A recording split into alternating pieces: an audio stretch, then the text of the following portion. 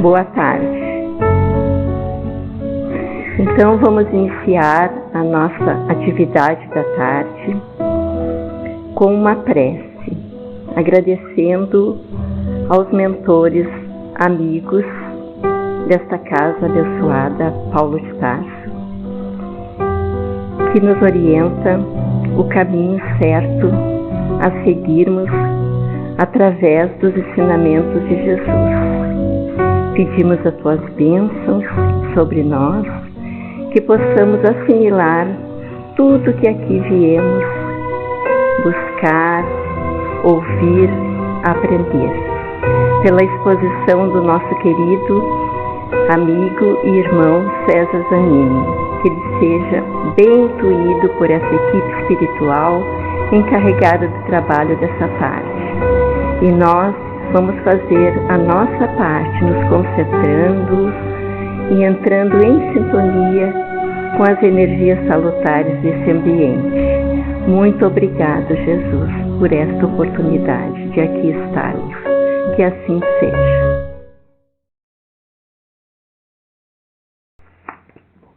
Pedir licença para tirar a máscara, porque máscara e óculos, um embaça o outro, né? E às vezes fica difícil, né? Muito bom estar de volta, conversando aqui na casa do Paulo de Tarso. E o tema que nós escolhemos para hoje é conversar um pouco sobre o capítulo 11 do Livro dos Espíritos, a Lei do Amor, Justiça e Caridade. Não vou ficar discorrendo sobre leis, né? Mas isso me chamou a atenção quando eu estive preparando um outro tema, de como sutil, como importante é esse aspecto nas nossas vidas, né? E eu queria aproveitar e comentar um pouco sobre essa realidade. Se nós vemos essa questão, a máxima da frase que Jesus nos ensina é: amarás o teu próximo como a ti mesmo. E se a gente pensa, né, na vinda de Jesus como profeta, como aquele que nos trouxe os ensinamentos da ligação ao Pai, da ligação a Deus, como exemplo de vida, e ele foi categórico nessa questão: amarás o teu próximo como a ti mesmo. Isso nos leva a crer que nós não vamos sair daqui enquanto nós não estivermos fazendo essa realidade dentro dos nossos próprios corações. Muitas vezes a gente ouve várias palestras nessa questão de mundo de regeneração e a gente tem quase que uma ansiedade, uma euforia de que venham tempos novos. E a gente fica pensando um pouco se nós estamos preparados para essa realidade. Será que eu já consigo amar ao próximo como a mim mesmo? E quantas vezes a gente se depara com a situação de falta de amor a si mesmo, né? De autoestima, de baixa autoestima tantas vezes na nossa vida. E que dirá ainda com relação ao próximo, né? E a gente lê e diz: amarás o teu próximo como a ti mesmo. Me leva, com certeza, a entender que nós temos que vir a praticar isso nas nossas vidas e nos entusiasmarmos e nos enchermos desse conhecimento. Quando nós vamos para o Evangelho, tem uma passagem que fala da evolução do amor. E ele diz assim: em sua origem, o homem só tem instintos. E é verdade. Na sua origem, o homem só tem instintos. E o instinto é extremamente mais rápido do que o raciocínio. Quando eu vejo uma cobra, quando eu vejo uma situação de perigo, eu não fico pensando o que eu estou sentindo. Eu imediatamente me protejo, porque ele faz luz à sobrevivência. Ele nos protege imediatamente. Eu não tenho que ver assim: vem vindo um réptil, um jacaré. Eu já saio correndo, já deixo tudo para trás, e quem dirá, já deixo até os amigos. E como a gente muitas vezes diz, né? Naquela piadinha de que tem um leão na selva e duas pessoas, e a gente vê botar o tênis, e a pessoa pergunta: mas tu acha que tu vai correr mais do que o leão? E a gente diz: não, mais do que o leão não, mas mais do que tu eu vou, né? Ou seja, é um instinto de sobrevivência que fala muitas vezes para nós. Quanto mais avançado, nós temos sensações. A sensação já nos diz algo mais profundo. Eu já consegui relacionar emoções, eu já consegui relacionar pensamentos àquela realidade, e eu já consigo definir o que são sensações. além do instinto natural de proteção. Quanto mais instruído, depurado, tem sentimentos. E aí realmente nós vemos razões, e alguns psicólogos, outros analistas, vão para a ordem de 27 sentimentos que o ser humano é capaz de pressentir, de abordar, de discorrer e distinguir nuances em essa própria realidade. E o Evangelho vai mais à frente dizendo, e o ponto mais elevado dos sentimentos é o amor. E aí nós percebemos que é uma escala gradativa, que nós vamos crescendo nisso gradativamente. Existem até cientistas que analisaram o cérebro e diz assim, o cérebro reptiliano, nos liga muito aos répteis, ele é o cérebro instintivo. Principal característica é a sobrevivência. E ele coloca ainda o cérebro límbico, presente em todos os mamíferos, que é o cérebro emocional, localizado um pouco acima do reptiliano. Então ele vai colocando essas 3 camadas no nosso cérebro, né? E ainda o outro novo cérebro que se sobrepõe ao reptiliano e ao límbico é o neocórtex, que ele é o cérebro do racional, que diferencia o sentido, que dá dos demais animais. Ou seja, não é que os animais não consigam ter inteligência, e muitos deles demonstram isso com clareza para nós, mas eu sou capaz de dar o pensamento, eu consigo ter o pensamento abstrato. É a conquista da autoconsciência, desse sentido mais amplo. E até tem outros que vão colocando que o cérebro viria uma 4ª camada, que é essa que nos liga à realidade espiritual, a essa percepção extrasensorial que está se formando dentro do ser humano. Mas com certeza cada um deles tem funções e não degeneram, não desaparecem. Tem pessoas que dizem assim, eu devo lutar contra os meus instintos, ou muitas vezes contra as emoções. E as emoções são importantíssimas e foram e são uma conquista do ser humano. Elas nos dizem respeito a inúmeros sinais da vida. Elas nos alertam quando nós estamos com medo, elas nos alertam quando a gente pode confiar, elas nos alertam da tristeza, da alegria. Elas são emoções que vêm, nos visitam, nos dizem alguma coisa.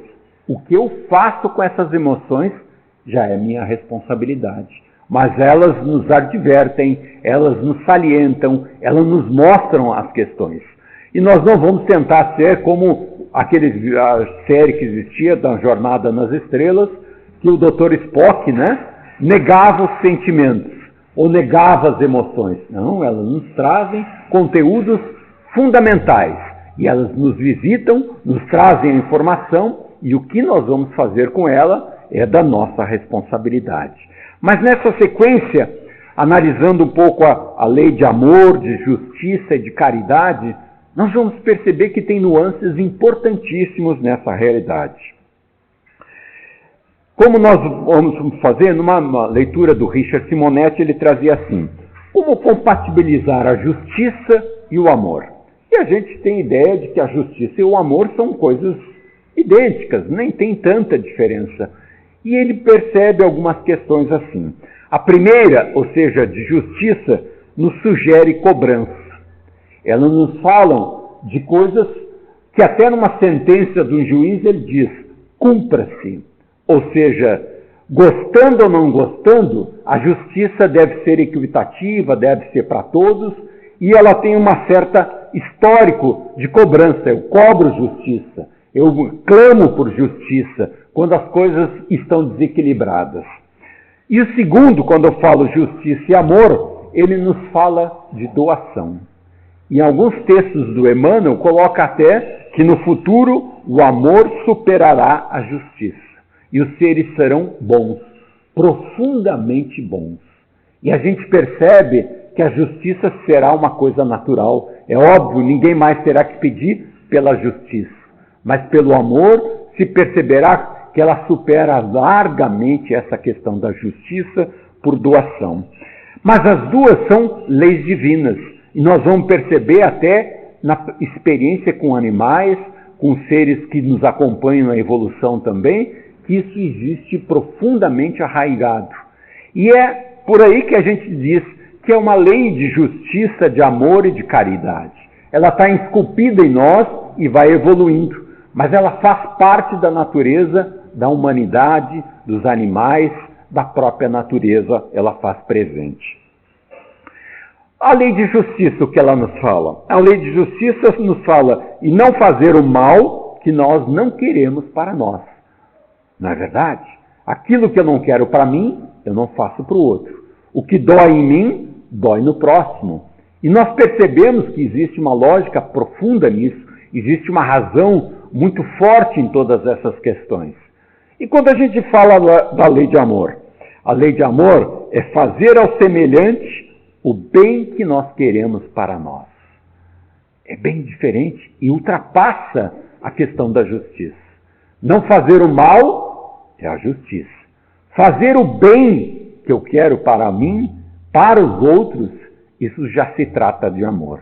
E quando a gente volta, amarás ao teu próximo como a ti mesmo, nós vamos perceber que não basta a gente não fazer o mal, nós teremos que fazer o bem.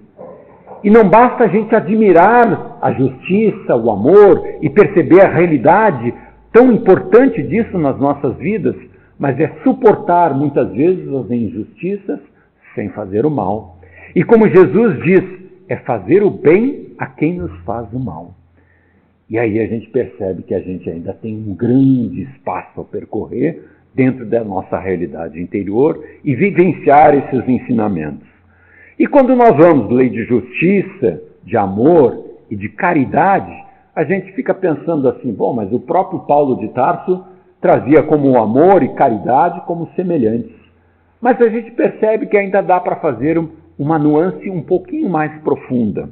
A caridade, como entendida por Jesus, é a benevolência para com todos, a indulgência para com as imperfeições dos outros, e claro, para as nossas também. E perdão das ofensas, amai-vos uns aos outros como os irmãos e como eu vos amei. E é claro que se nós vamos imaginar Jesus como a grande transformação da humanidade, não é de brincadeira essas palavras. Isso vai ser em verdade e em vida que nós vamos vivenciar. Nós não vamos passar de lado nessa existência ou nas outras que virão sem tornar uma verdade absoluta dentro de nós. Então é claro que a gente tem que entender que não existe uma necessidade de uma prece, que nós não vamos abreviar por tantos livros. É claro que o ensino, que o estudo, que o aprendizado é fundamental para se tornar consciente, para nós entendermos essas leis que estão presentes no mundo.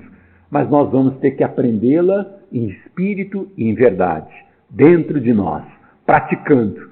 E muitas vezes com nós mesmos nessa realidade. Porque muitas vezes a gente é capaz de perdoar ao próximo, mas quando a gente se dá conta de um erro, de uma bobagem que nós fizemos, ou de experiências mal sucedidas na vida, na infância, na adolescência, nós somos capazes de ser implacáveis. Isso eu não me perdoo. Isso eu não posso aceitar. Isso eu não tenho conserto. Isso eu não tenho jeito. E são inúmeras vozes que se fazem no nosso interior, destruindo as nossas perspectivas, nos punindo e nos tornando cruéis com nós.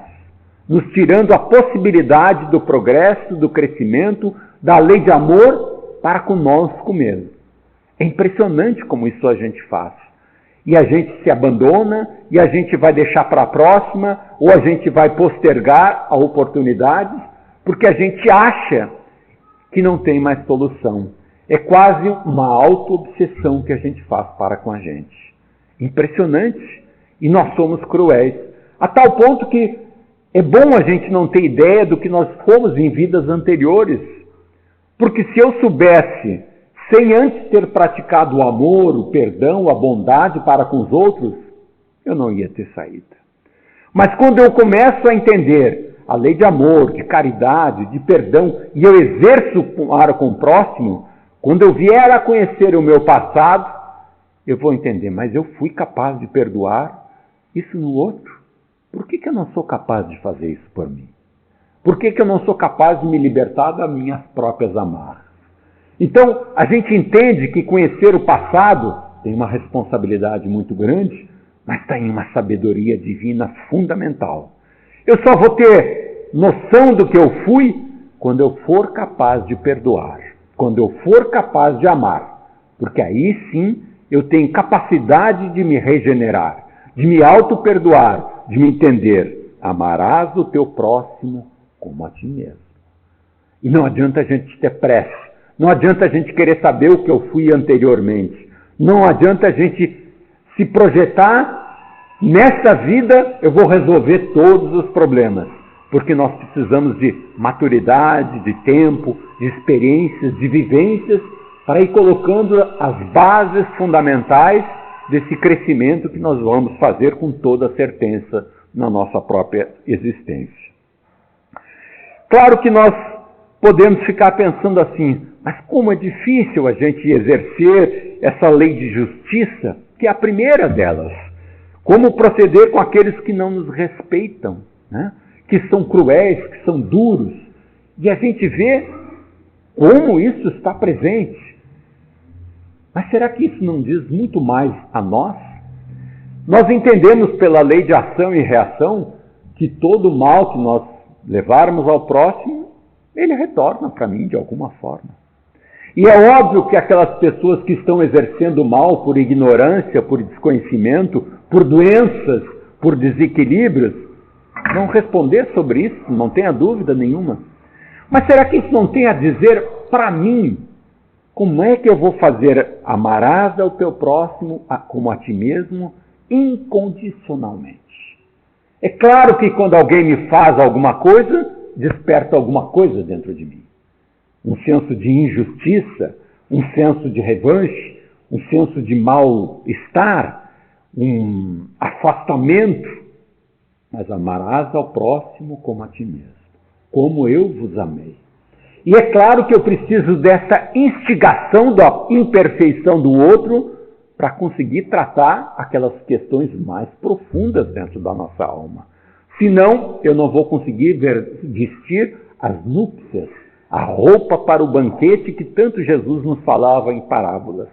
Nós não estamos preparados, vestidos adequadamente. Então eu preciso do mal, da imperfeição do outro, para despertar conteúdos dentro de mim. E é claro que quando eu partir para o plano espiritual, alguém que cometeu uma injustiça muito grande, se eu já tiver um pouco de amor, de caridade dentro do coração, eu não vou ter muita dificuldade em perdoar aquela pessoa. Porque eu vou perceber que ele assumiu riscos e compromissos na própria existência dele para revelar o conteúdo que existe dentro de mim. E ele se sacrificou fazendo mal, claro que não foi em meu benefício, mas ele se prejudicou. Ele assumiu compromissos, dívidas, de certa forma, para resgatar conteúdos que ao natural não afloravam mais. Ele deu um pouco de si para mostrar o meu valor interior, para aferir os meus conteúdos.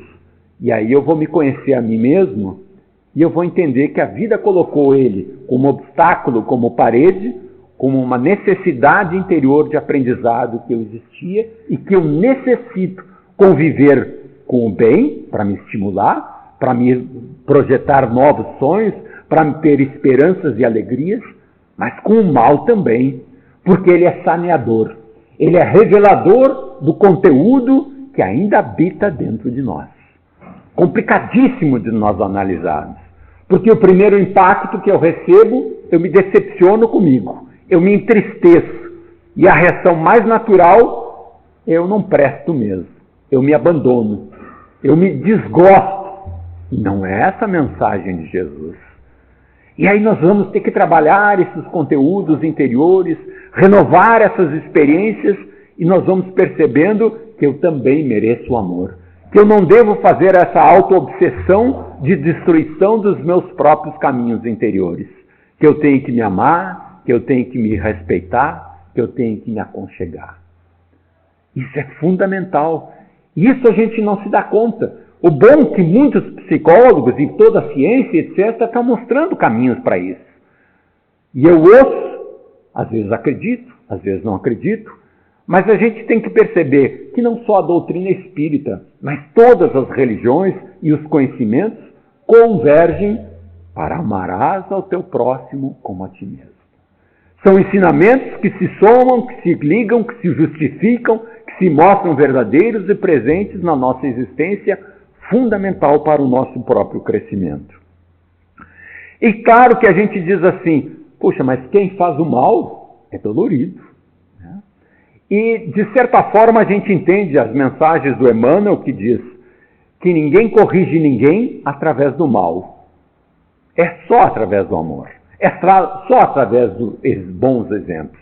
Porque quando alguém faz o mal e eu tentar revidar com o mal, eu só ganho dele se eu for pior do que ele, se eu for mais vil do que ele, se eu for mais malicioso, se eu for mais esperto maliciosamente para dar um nó nele ou derrubar ele. Porque eu usei do meu lado mais escurecido, mais negro, a sombra que ainda habita dentro de mim. Como é que eu consigo transformar? Quando a pessoa faz um mal e aquela pessoa age com amor.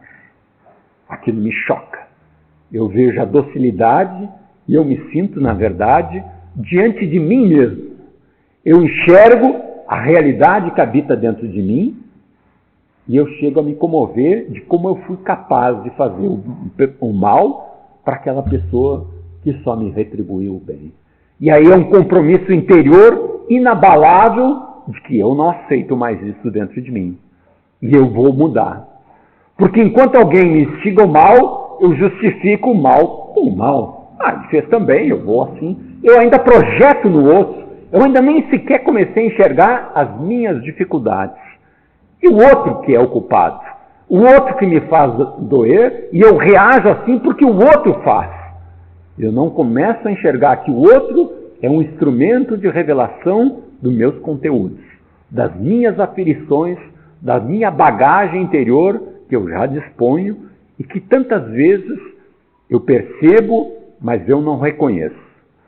E enquanto eu não reconhecer, como dizia o Jung, enquanto as realidades não se tornarem verdades dentro de nós, elas vão se tornar destino. Ele diz assim, aquilo que não se tornou consciente se torna destino. O que tem a ver isso com religião? Ele diz que se eu não conhecer o meu interior, a minha sombra, o meu lado negativo, a vida se encarrega de transformar em destino. Alguém vai despertar isso dentro do meu interior. Mas ele nem está falando de religião. Não, ele está falando de psicologia, de psiquiatria, do que ele aprendeu com a vida. E aí nós percebemos que as leis vão se convergindo, que eu estou falando sempre das mesmas necessidades de aprendizado que nós temos. Mas muitas vezes nós podemos insistir, e é claro que às vezes nós afastamos aquela pessoa que age no mal, para ela não causar mais mal para ela mesma, não se comprometer mais e nem prejudicar tantos outros. Mas muitas vezes nós vamos para a punição. E aí a gente pensa, quando uma criança fica doente, a gente bota de castigo. Quando o nosso fígado está ruim, eu puno ele com mais drogas. Quando eu estou com dores, eu costumo bater mais no meu braço para aumentar a dor? Não. Não é assim que eu corrijo o mal, a doença. Então, como haveria de ser diferente tratar as questões da injustiça? Eu tenho que tratar com justiça. E como Jesus nos ensinava, o amor ultrapassa a justiça. Mas será que eu devo fazer isso? Mas vão me chamar de bobo. O problema é que a evolução não é só coletiva, ela é individual. O que te importa o que vão te chamar? O teu caminho é teu. É único, é individual. São contas que nós vamos prestar de nós mesmos sobre a nossa própria realidade. Mas todo mundo fazia assim. Mas tu já era capaz de fazer diferente. Tu já tinha muito mais experiência. Essa era a oportunidade da grande renovação que te foi dada com as experiências que tu precisavas. Mas eu sofri muito. Eram as advertências que vinham para estimular as mudanças mais profundas que tu precisavas fazer. É complicado isso. E aí a gente começa a perceber que o problema não está no outro. O problema não é no mal que os outros me fazem, como Paulo de Tarso já dizia. Não é o mal que me faz mal, mas o mal que eu faço, esse sim que me faz mal. Ou como ele dizia, o bem que eu quero fazer, eu não faço. O mal que eu não desejo fazer, esse sim eu faço. Mostrando que essas contradições estão presentes dentro de nós e são vivas e são trajetórias individuais que o espírito tem que fazer para si mesmo, para o seu próprio crescimento. Livro dos Espíritos, questões 887. Amai mesmo os vossos inimigos. Ninguém pode votar aos seus inimigos um amor terno e apaixonado, não como devota aquelas pessoas que ele ama sinceramente, mas não fazer o mal e nem retribuir com o mal e conseguir fazer o bem àquelas pessoas é o que a gente consegue entender. Porque a gente sente, às vezes, a dificuldade. E é importante que a gente não se aproxime demais para aquela pessoa que está mal intencionada não se aproveitar daquela situação. A gente mantém a distância, porque se eu baixar a guarda, provavelmente ele cometerá o erro e eu favoreci que ele venha cometer o erro. Então é óbvio que o amor tem que se expressar de formas diferentes para cada uma das situações que a vida pede. Esse é o aprendizado. Mas essa questão da justiça, e eu falava que está presente também nos animais, tem um experimento que vocês podem ver na internet. Algumas têm tradução, outras não têm tradução, mas é um experimento que fazem com 2 macaquinhos, um pouco maiorzinhos do que saguis. E o cientista está ali fazendo esse experimento. E ele tem uma jaulinha ao lado da outra. E ele faz o seguinte, ele dá uma missão para o macaquinho e o macaquinho tem que cumprir. Ele entrega uma pedra e o macaquinho tem que pegar a pedra e na outra janelinha da gaiola devolver a pedra para ele. E ele retribui com algum alimento. E ele começa a fazer isso com o primeiro macaco. Entrega a pedra, o macaco pega, corre a janelinha, devolve e ele entrega um pedacinho de pepino. O macaquinho come feliz. Ele vai para o segundo macaquinho ao lado, os dois se enxergam, mas em gaiolas separadas. Ele dá uma pedra para o macaquinho corre para a janela e ele dá uma uva. O macaquinho entrega a pedra e ele dá uma uva.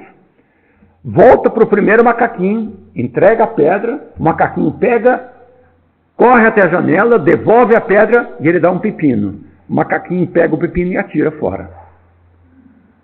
Ele vai para o outro, entrega a pedra, ele devolve e dá uma uva. E o macaquinho da primeira gaiola começa a sacudir a grade. Percebam que o macaquinho percebe a injustiça naquele processo, porque ele gosta muito mais de uvas do que pepinos.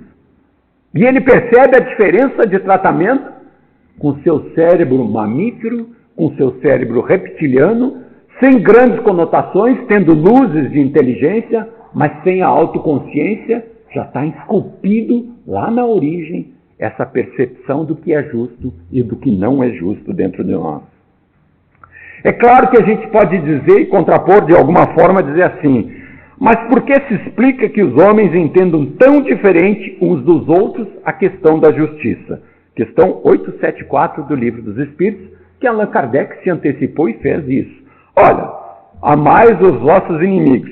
Mas como é que cada um sente de forma diferente isso? E os espíritos respondem.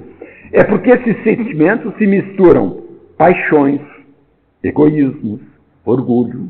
Está contaminado, não está depurado, não foi desenvolvido suficientemente.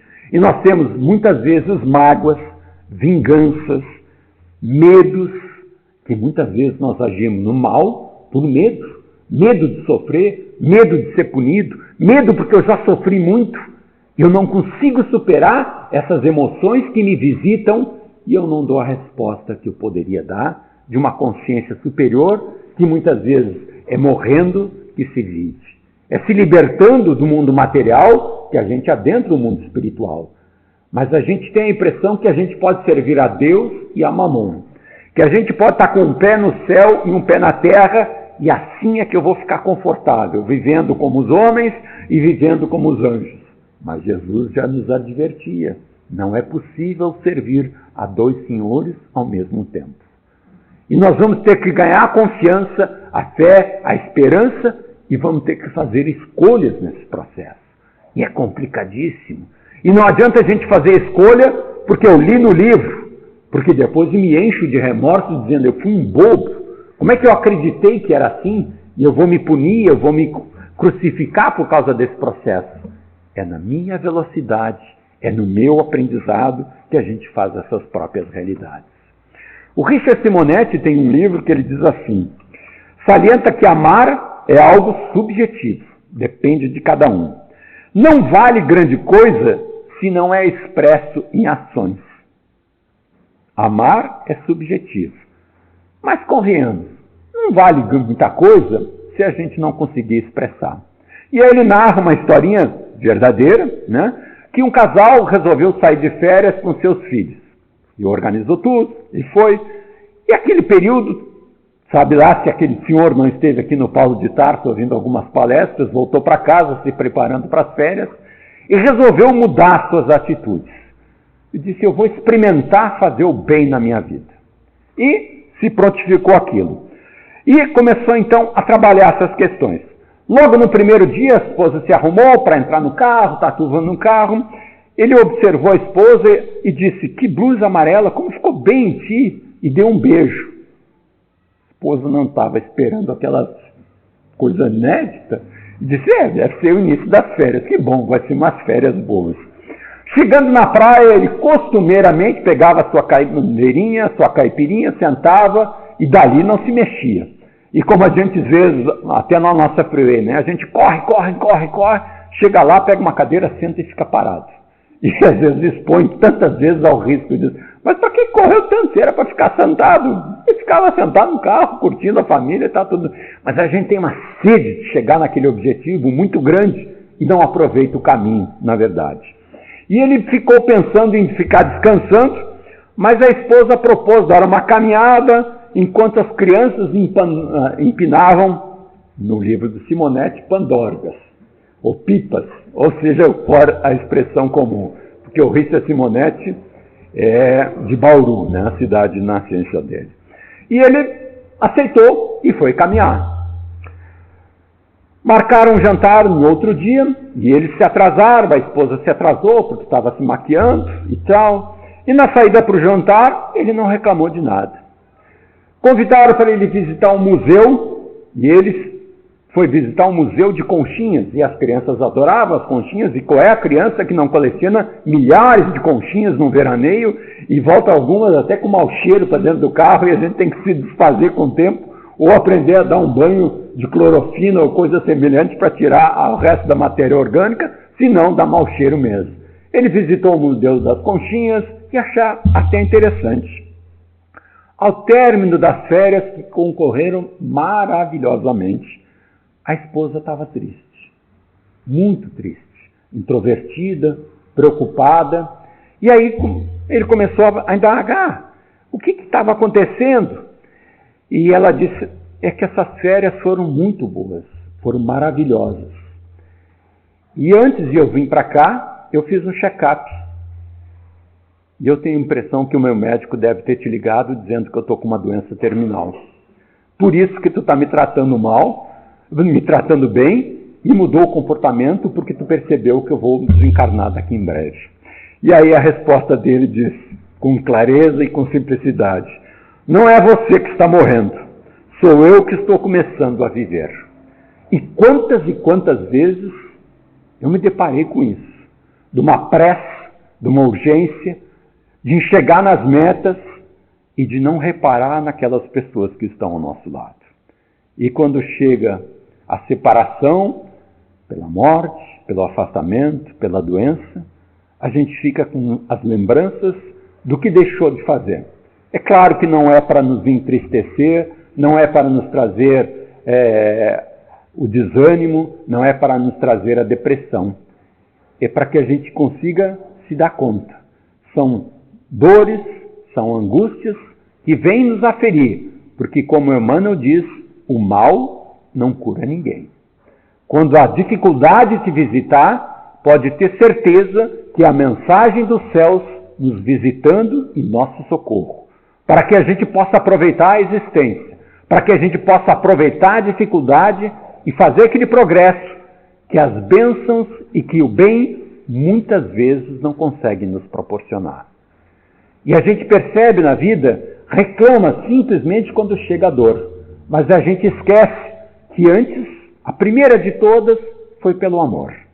Pela mãe amorosa, pelo pai carinhoso que nos ensinou, que se alegrava das nossas peraltices, dos nossos erros e nos ensinava com amor. Passadas essas lições, se eu não aprendi, vem a razão. Não faça assim, porque isso é mal para o outro. Não faz o que tu não quer para ti mesmo. Cuidado, isso está errado. O que está errado não está certo e não se faz. Vem a razão. Muitas vezes eu não ouvi o amor, eu não ouvi a razão e vem a disciplina. Agora chega, vai ser assim e tu vai seguir esse caminho. Quando esses 3 anjos nos visitam, como alguns livros nos trazem, né? O irmão X tem uma passagem justamente desse aspecto, ele diz que nos visita o anjo que é certeiro, que é a dor, que é o sofrimento. Porque eu não ouvi aquelas 3 melodias suaves que nos convocaram às mudanças que eu vou fazer, sim. Porque eu não vou ficar a fruta estragada nessa existência. Eu não vou ser aquele que não teve aproveitamento por desleixo do Pai maior. Eu vou receber o convite pelo amor, pela razão, pela disciplina e, se for necessário, até o do sofrimento. Porque nenhuma ovelha ficará abandonada, graças a Deus. Mas é claro que nós temos que ter olhos de ver, capacidade de entender que Deus não pune ninguém, que Ele corrige. E qual é o pai que não corrige um filho que está em erro? Só se ele for relapso, só se ele não amar, só se ele for indiferente. Mas um pai criador, zeloso, amoroso, não vai deixar nós permanecermos em erro porque não está correto. Isso seria a falta de amor para dentro de nós, dentro desse processo com toda certeza. E quantas vezes a vida está nos chamando, inúmeras situações, né? Para nós exercitarmos esse bem, porque Richard Simonetti já tinha dito, amor é maravilhoso, mas se não é expresso em ações, tem pouco valor. E aí a gente encontra na via pública uma pessoa com filhos, abandonada, em situação precária, a gente se comove e diz assim, ai meu Deus, ajuda essa pessoa e vai embora. E será que não fui justamente a mim que foi levado àquela situação, naquela realidade, para exercer isso? E a gente vai dizer assim, ah, meu amigo, mas a gente anda de esquina em esquina, tem um para ajudar. Sempre com dinheiro? Às vezes não. Às vezes é um pacotinho de alimento, às vezes é com olhar, às vezes é com carinho, às vezes é com a palavra de estímulo. São coisas que a gente pode dar de si mesmo. Não só o que se detém, mas o que se é. E o que se é o que define o nosso estado futuro. Não é pelo que eu tenho, não é pelo bem que eu já realizei. E às vezes a gente diz assim, mas eu fazia tanto bem na casa espírita. Mas tu te transformou numa pessoa bondosa? Não, eu fazia o bem por disciplina, por razão, por lógica, por convites que me fizeram, porque o meu grupo fazia. Mas ele te mexeu o interior? Ainda não. Amarás ao teu próximo como a ti mesmo. E volta. E sem rancores, sem tristezas, sem decepções, porque é para o nosso aprendizado, é para o nosso bem. É claro que a gente tem dificuldade de entender o mal, a dificuldade de sofrer o sofrimento, a angústia, a limitação. Quando começa a aproximar a idade e começam a faltar aí os amigos, porque às vezes alguns se mudaram, alguns se aposentaram, uns já retornaram à pátria espiritual, começam a nos faltar alguns dentes e a gente recorre aos implantes, a gente recorre às lentes para melhorar, a lente de aumento, ao Kindle que aumenta a letra, ao tablet, vai buscando compensações, mas a grande verdade é que chega um momento que a vida já não é mais aquele sucesso que eu realizava com abundância. e ela não quer que eu realize com abundância. Ela quer ver qual a resposta. Qual o conteúdo interior que tu vai expressar para a vida? É o bem ou o mal que ainda habita dentro de ti? Qual a resposta que tu tem para dar? Qual a aferição dos teus valores? E a vida vai nos tirando algumas coisas e a idade vai assustando, como a gente diria, começa o outono. E depois tem um livro da qual me baseei, ela fala das 4 estações, né? Emoções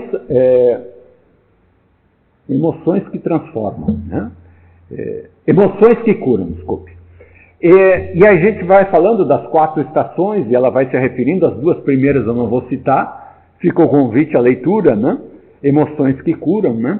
E ela vai comentando que depois do outono, que é o cair das folhas, que é a perda dos amigos, do sucesso, que às vezes que é a aposentadoria, e alguém nos pergunta, quem tu és? Eu digo, eu sou o diretor. Não, tu não é mais. Quem tu és?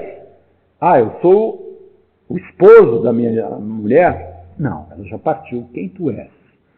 Eu sou o pai dos meus filhos, mas os teus filhos já têm filhos, e talvez tu seja o avô. Quem tu és? E aí nós vamos nos deparando e vamos percebendo que os centros espíritas, as religiões, muitas pessoas de mais idade se aproximam. Mas não é por perda de esperança, é porque soou uma voz interior muito mais forte para responder quem eu sou, qual o meu valor, qual o meu conteúdo. E depois do outono vem uma temperatura mais fria ainda, e a gente diz, a coisa vai complicar, então estou perdido, como diriam lá em São Paulo, né? Então estou perdido, é quase assim, né? Mas não é para isso, é para a gente se reconhecer e se encontrar, é para a gente se abraçar, é para a gente amar a si mesmo, é para a gente se reconhecer que eu estou comigo, e onde eu estiver, eu tenho que me amar de verdade. Então não são estações de punição, de vingança, de cobrança pelo meu mal agir ou pelos erros que eu cometi, são lições amorosas que despertam conteúdos fundamentais dentro de cada um de nós.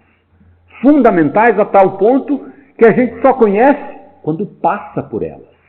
A mesma coisa a gente fala na questão do casamento. Quando casa e é o casal e não tem filhos, é muito bom. É muito bom. A gente diz assim, vamos ficar até de madrugada? Vamos, não tem problema. Vamos virar a noite, 2 noites, vamos viajar assim? Vamos. Quando tem o filho, você diz, não, mas agora é a hora de ele dormir. Se ele não dormir agora, nós vamos passar trabalho.